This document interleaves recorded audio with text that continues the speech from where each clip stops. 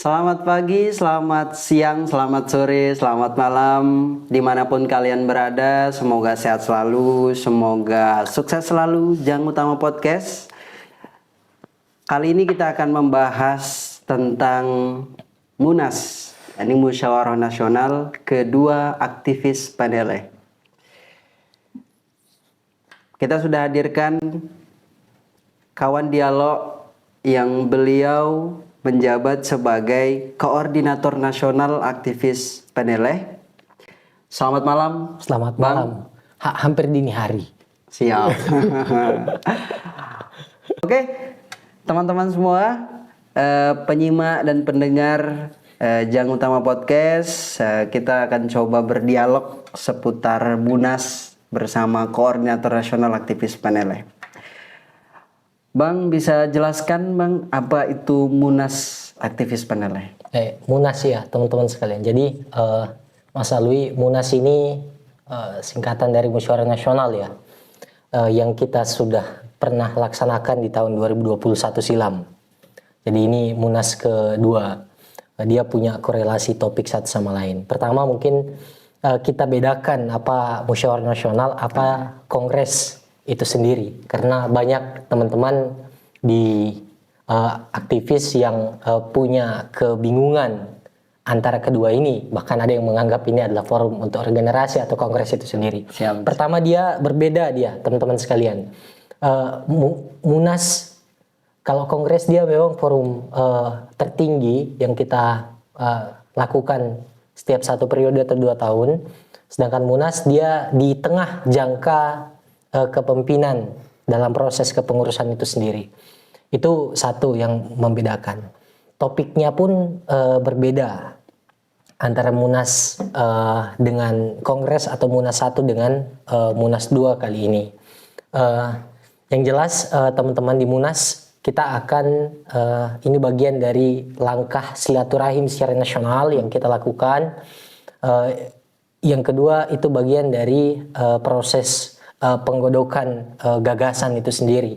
Meskipun kita ketahui bahwa kondisi kita dalam proses penyelenggaraan Munas kali ini di tengah hiruk pikuk keributan politik elektoral pemilu 2024. Satu hal teman-teman sekalian yang ingin kami sampaikan bahwa kita tidak tersulut oleh keadaan untuk melakukan satu proses pemusyawaratan yang nanti akan membahas hal-hal substansi tentang arah tentang Indonesia masa depan. Mungkin itu Mas Alwi. Oke, siap. Oke teman-teman, bagaimana? Sudah ada gambaran ya.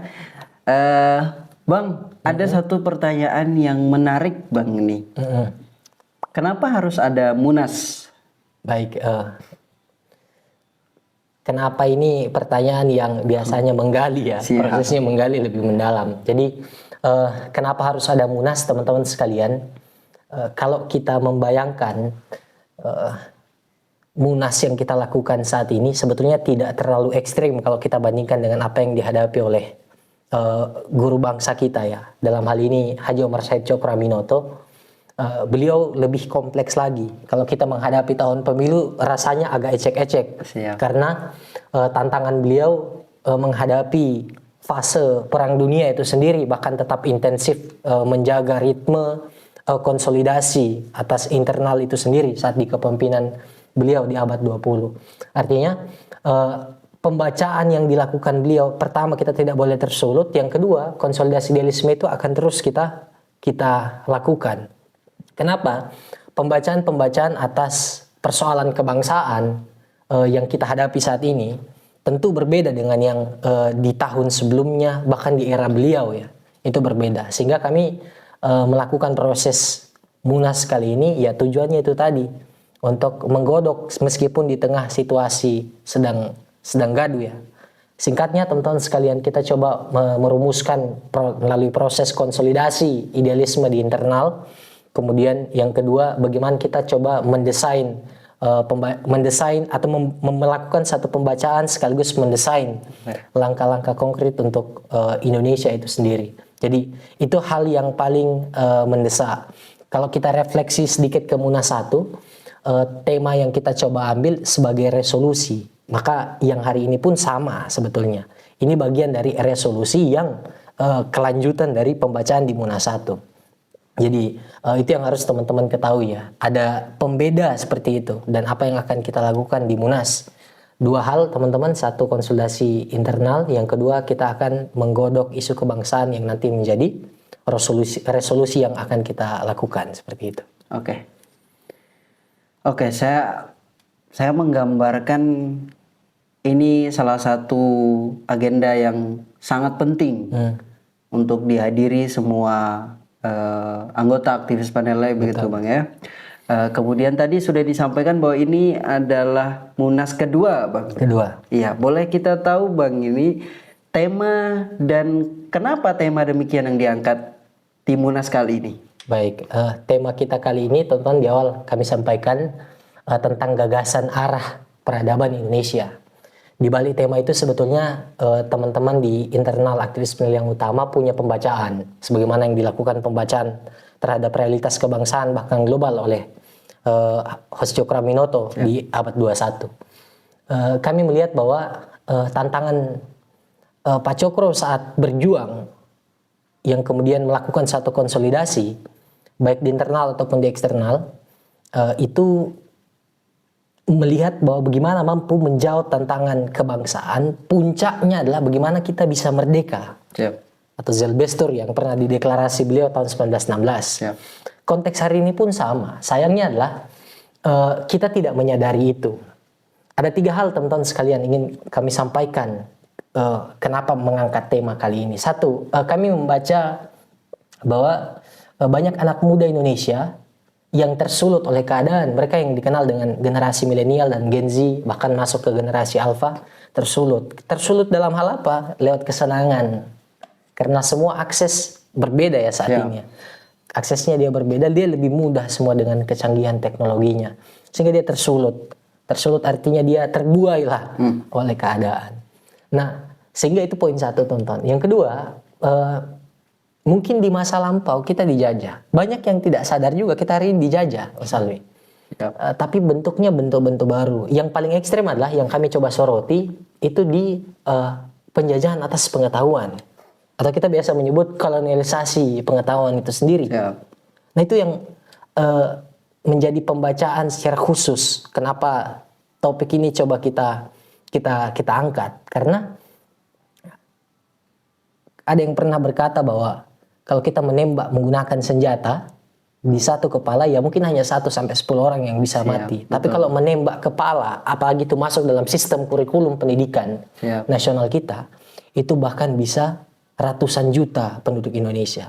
Jadi lulu lantah lah teman-teman sekalian, kita lihat kesadaran yang didesain sedemikian rupa lewat penjajahan atas pengetahuan itu sendiri. Nah itu yang jadi latar belakang sebetulnya kenapa tema ini kita angkat. Sebenarnya lebih jauh itu pernah diurai di sini teman-teman ya, soal di buku Associate Professor Dr. Haji Deddy Mulwarman mengurai soal yang saya maksud tadi. Tentunya ada apa di balik itu. Jadi dengan adanya demikian, maka kalau teman-teman perhatikan kenapa gerakan-gerakan yang kita lakukan khususnya soal kontra narasi atas gagasan-gagasan besar dunia, kita galakkan memunculkan satu paradigma baru karena kita melihat kita itu gagap bahkan hancur dari di balik pengetahuan itu ada cara pikir yang mendesain. Nah ini nanti teman-teman kita akan diskusi panjang lebar di Munas ya. Kemudian saat menata atau membaca semua itu, disitulah nanti akan kita rumuskan bagaimana langkah-langkah untuk menjawabnya. Jadi itu sebetulnya latar belakang dibalik gagasan arah peradaban Indonesia. Kita mau tata kembali dari aspek nilai, kemudian kerangka pengetahuannya sampai dengan desain praksis agar Indonesia kita ini betul-betul bisa merdeka, dan kemerdekaannya bukan yang semu tapi kemerdekaan sejati. Mungkin itu. Oke. Lengkap. Saya terpancing dengan penjelasan lebih lengkap lagi yang barusan disampaikan tuh Bang ya.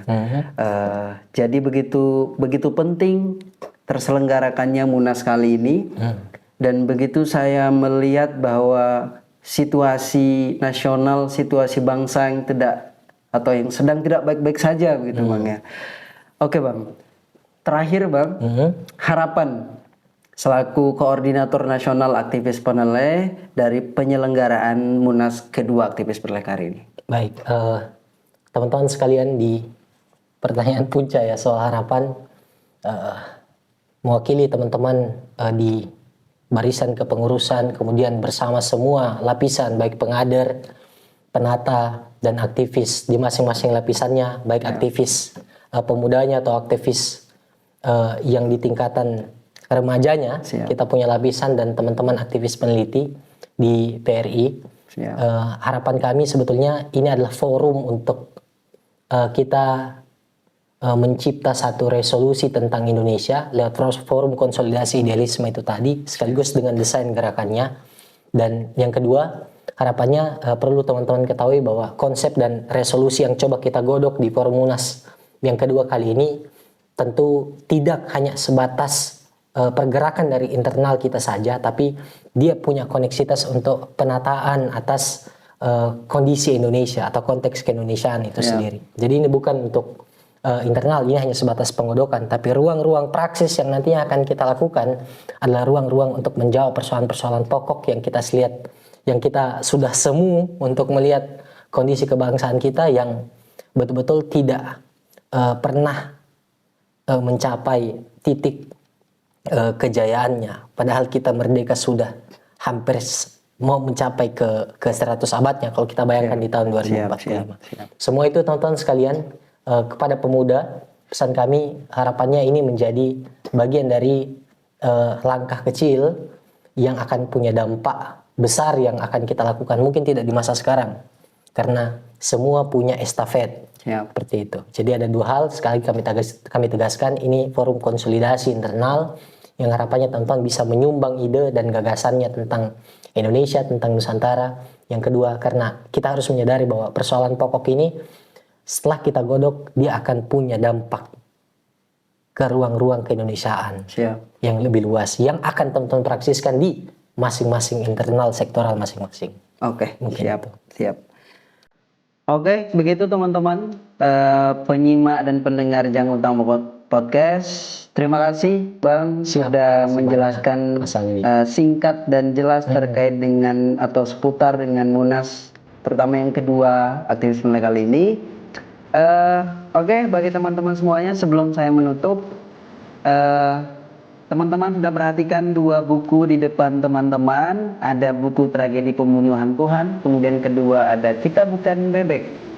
Dua buku ini salah satunya atau prolognya atau sedikit di-spill tadi dari apa yang sudah disampaikan oleh Bang Fadil selaku koordinator, dan salah satunya yang menjadi penulis terutama di buku Kita Bukan Bebek gitu ya teman-teman. Jadi bagi teman-teman yang masih penasaran, yang juga penasaran, silakan nanti bisa membeli melalui link yang kita cantumkan di kolom deskripsi.